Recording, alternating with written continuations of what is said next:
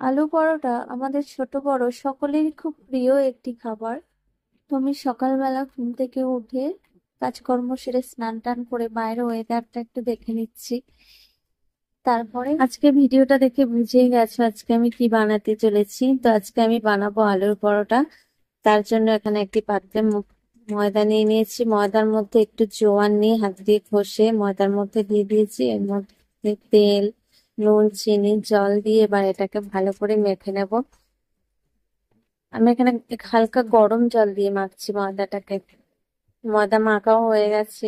এবার আমি আলুটা আগে সেদ্ধ করে নিয়েছিলাম। এবার আলুটা যেহেতু গরম ছিল তাই চামচ দিয়ে এরকম ভাবে আগে ভেঙে নিয়েছি। তারপর এর মধ্যে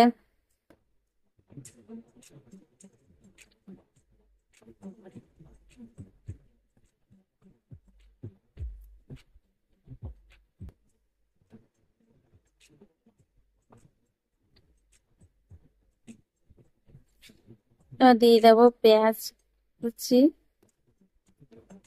তারপর ধনেপাতা কুচি,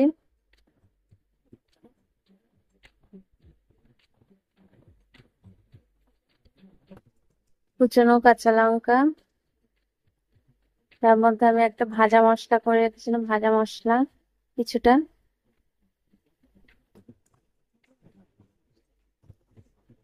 বিট নুন,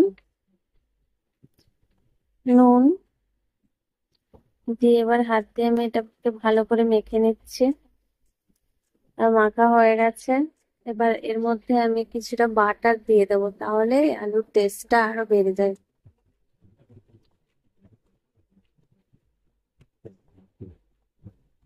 এবার ময়দার লেচি গুলো করে নিয়েছি। এবার লেচি গুলোকে করে এইভাবে আমি আলুর পুরটা ভেতরে দেব।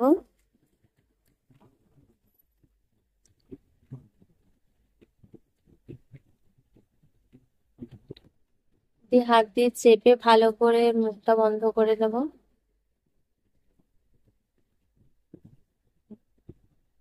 ভালো করে হাত দিয়ে বন্ধ করে নিচ্ছি।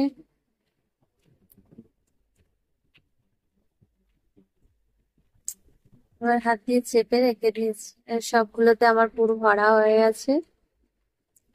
এবার এগুলোকে বেলে নেব।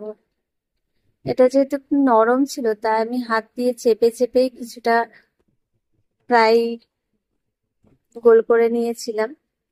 তো বেশি চাপলে আবার আলুটা বেরিয়ে যাবে বাইরের থেকে।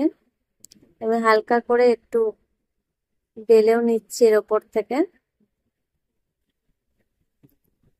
আমার হয়ে গেছে। এবার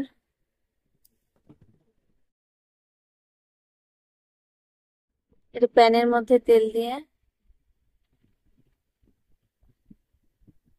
পরোটাটা দিয়ে উল্টে পাল্টেও ভালো করে ভেজে নিচ্ছি। পরোটা আমার প্রায় কমপ্লিট। এরকম ভাবে সবগুলো পরোটাই ভেজে নেব। তো এটা এখন দেখতে কি সুন্দর লাগছে। এবার এটাকে আমি সস দিয়ে সার্ভ করেছি।